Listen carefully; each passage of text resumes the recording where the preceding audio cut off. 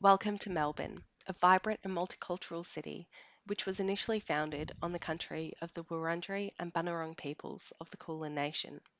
Let's take a wander through Melbourne's history to discover some of the ancient and modern origins of the city's design and layout.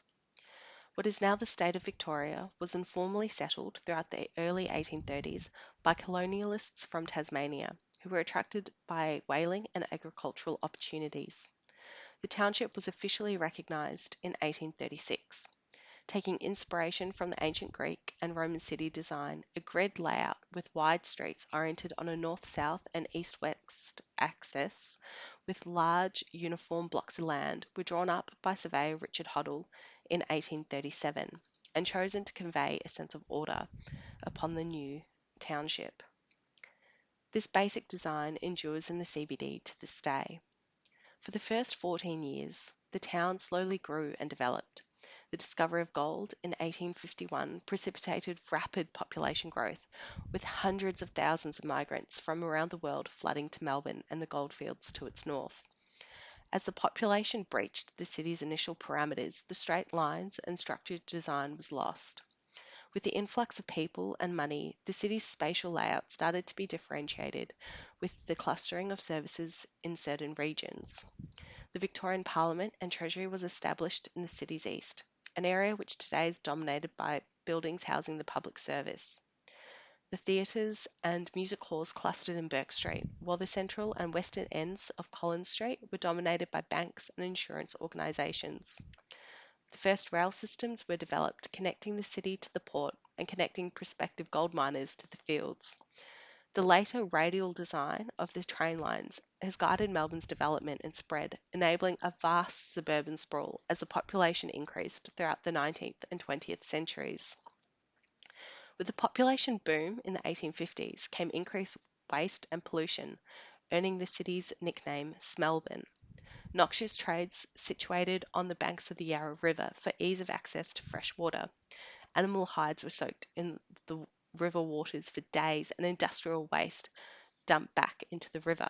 Domestic waste and excrement was thrown into the streets and trampled underfoot. Following positivist principles, a royal commission was established to resolve this issue, and an underground sewage system was installed in the 1890s. In contrast to medieval cities, Melbourne does not have a wall or defensive fortifications around the immediate city. Due to its geographical location at the top of an enclosed port, defensive structures were built at the mouth of the port to protect the colony's gold fortunes from foreign powers. The Shrine of Remembrance, the state's war memorial built in the 1920s, presents an interesting comparison to Renaissance and Baroque urban design. The shrine sits atop a hill overlooking the CBD. Built largely through funds raised by the public, it is a civic monument to all who served in war. The symmetry of the Bhutan cypresses tower over the oversized promenade leading up to the building, humbling anyone who approaches and inspiring a sense of awe. The vista of the building is protected in city regulations. Structures to the west and southwest of the shrine may not overtower it. They may not disrupt its silhouette nor cast a shadow onto the building. Melbourne is now home to over 5 million people. Planning to facilitate a population increase of an additional 4 million within the next 3 decades has led the state government to implement planning strategies reminiscent of Barcelona's Cedra.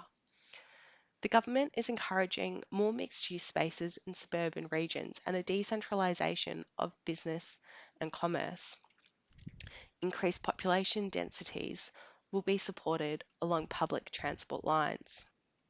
Although urban Melbourne is less than 200 years old, its foundations are a legacy of the city planners and designers throughout history.